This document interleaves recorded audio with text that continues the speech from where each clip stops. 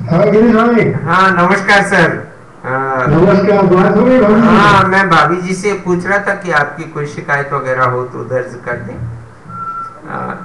अरे और आपकी आवाज इनको कब सुनाई पड़ रही थी आपको? जी जी। हाँ। हाँ मैं ये कह रहा था कि कोई शिकायत वगैरह हो तो दर्ज कर दें।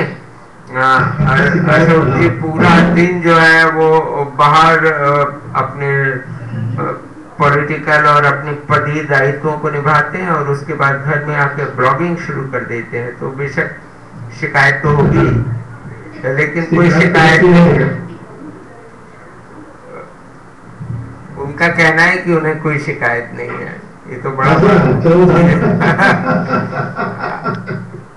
कोई शिकायत नहीं, कोई शिकायत नहीं बोली। वो कह रहे दिन भर वहाँ बाहर काम करते हैं, आके यहाँ ब्लॉगिंग सब करते हैं।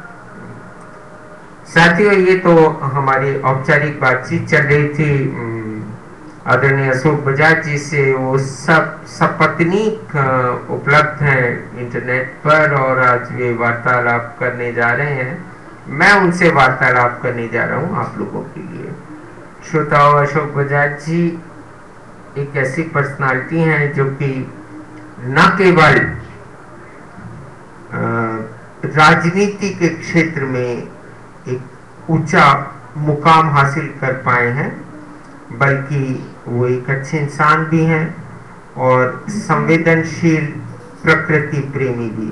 अशोक जी नमस्कार। नमस्कार भाई साहब, गिरीश जी नमस्कार।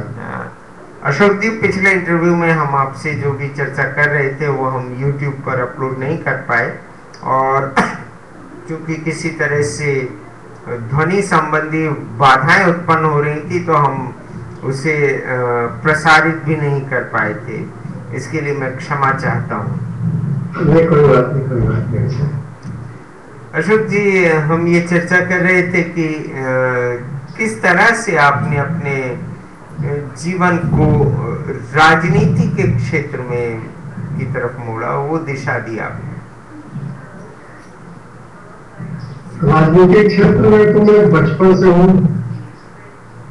जी मेरा मातृपक्ष और पितृपक्ष दोनों राजनीति में रह चुके हैं, सामाजिक जीवन में रह चुके हैं। तो पारिवारिक संस्कार के रूप में राजनीतिक गुण मुझे प्राप्त हुआ है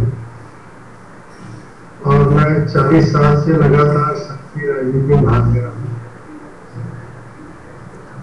ये एक बहुत लंबा सफर है और बहुत ज़्यादा काम आपने किए होंगे निश्चित तौर पे अपने सोशल लाइफ के साथ में। आपने एक और शौक पाल रखा है, पर्यावरण चेतना का। और जी। ये पर्यावरण चेतना जिस तरह से आप आपके ब्लॉग पे देखता हूँ और आपके जो आर्टिकल्स हैं उसमें देखता हूँ, और ऐसा महसूस होता है कि आप कहीं ना कहीं जर्नलिज्म से जुड़े हों, सामाजिक मुद्दों पर लिखने वाले विशेषताओं से भी भरे हैं, ऐसा मुझे प्रतीत होता है। बताएं दर्शकों को, क्या मेरा जी अंदाजा सही मेरा है? जी भाई साहब, गिरीश जी, मेरा पर्यावरण संरक्षण और नशा मुक्ति, ये दो मेरे प्रिय विषय हैं। पर्यावरण के बारे में मैंने पिछले 3 वर्षों से कार्य प्रारंभ किया। जब मैं जिला पंचायत का अध्यक्ष था रायपुर जिले का, उस समय मैंने इस गंभीर समस्या पर लोगों को अवगत कराते हुए गांव-गांव में चौपाल लगाई और पानी की बचत करने की उनको सलाह दी। बाद में मैंने महसूस किया कि किसानों को भी इस मामले में जागरूक किया गया है और उन्हें इस बात के लिए प्रेरित किया गया है कि ऐसी खेती करें जिससे कम से कम पानी का उपयोग हो, फसल के ऐसे किस्म को उगाएं जो कम पानी में पकती हो और ज्यादा उत्पादन होता हो। किसानों को भी हमने जागरूक किया और हमने एक बात और माना कि कुछ संस्कार हमारे ऐसे पड़ गए जो इस उम्र में हम छूट नहीं सकते।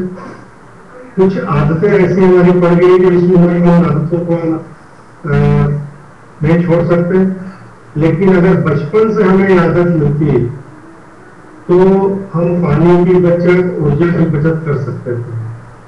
और इसीलिए हमने स्कूली बच्चों को पर्यावरण के प्रति जागरूक करने के लिए पिछले 1 वर्ष से बेड़ा उठाया। अनेक स्कूलों में हमने पर्यावरण जागरूकता अभियान के अंतर्गत स्कूली बच्चों को बताया कि आप कुछ आदतें ऐसी डालें जिससे ऊर्जा की बचत हो सके, पानी की बचत हो सके। हमने कुछ टिप्स भी देते हैं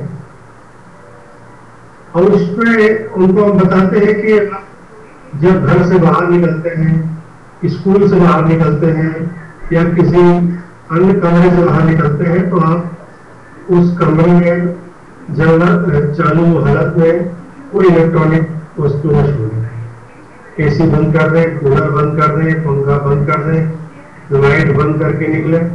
बाथरूम में भी हम जाते हैं तो बाथरूम से निकलते समय ये पूरा तहकीकात कर ले कि लाइट हमने बंद किया है कि नहीं किया। बचपन में अगर ये आदत पड़ जाती है तो जिंदगी भर ऐसी अच्छी आदत उनकी बनी रहेगी, अच्छा स्वभाव बना रहेगा, तो हम ऊर्जा की बचत कर पाएंगे। सामान्य तौर पे हम लोगों को ये पाते हैं कि लाइन बंद करने में बड़ी लापरवाही बरतते। इसी प्रकार से मोटरसाइकिलों का संचालन भी करते हैं लोग तो बड़े लापरवाही से करते हैं। बच्चे जब स्कूल से जाते हैं घर तो बाइक उठाकर अपने किसी मित्र से मिलने जाते हैं, सखा से मिलने जाते हैं और रास्ते में वो सखा मिल गया तो दोनों बाइक में और बाइक स्टार्ट है उसी हालत में वो घंटों बातें करते रहते। हमने कहा कि ये बाइक का इंजन आप बंद करें, इससे जो कार्बन डाइऑक्साइड निकलता है उससे ग्लोबल वार्मिंग हो रही है। इसी प्रकार से पानी की बचत के लिए हम उनको प्रेरणा देते हैं कि पानी बचाएं।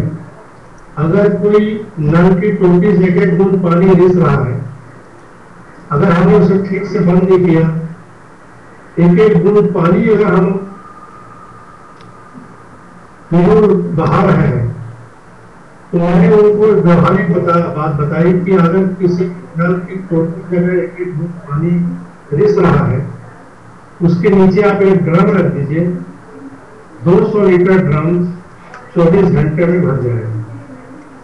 और 200 लीटर पानी जो बह जाता है उसको हम फिर किसी भी कीमत पर वापस नहीं ला सकते। ये बहुत कीमती चीज है। और गिरीश भाई हमने उनको बताया बच्चों को जी कि आज प्रति व्यक्ति पानी की उपलब्धता मात्र 1820 क्यूबिक मीटर है,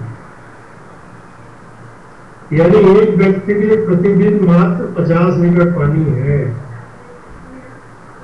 समुद्र के पानी को अगर हम छोड़ दें तो धरती के ऊपर, धरती के अंदर, आकाश में जो पानी है वो मात्र 50 लीटर प्रतिदिन के हिसाब से हम उसका उपयोग कर सकते हैं जी।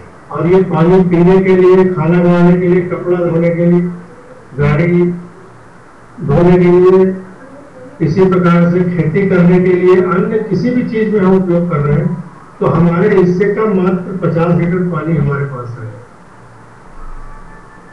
इससे ज्यादा पानी अगर हम उपयोग कर रहे हैं इसका मतलब हम अपने लिए उपलब्ध पानी से ज्यादा हम उपयोग कर रहे हैं।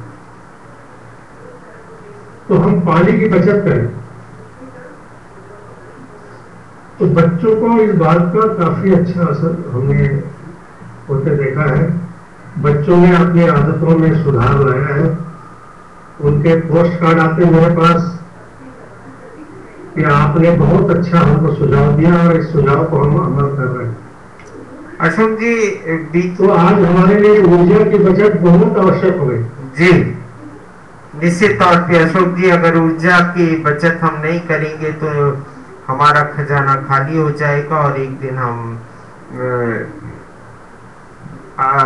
कुल मिला के एक अकिंचन की स्थिति में रह जाएंगे। कैसे निरीह प्राणी हो जाएंगे जिसका कोई अस्तित्व नहीं होगा सभ्यता में।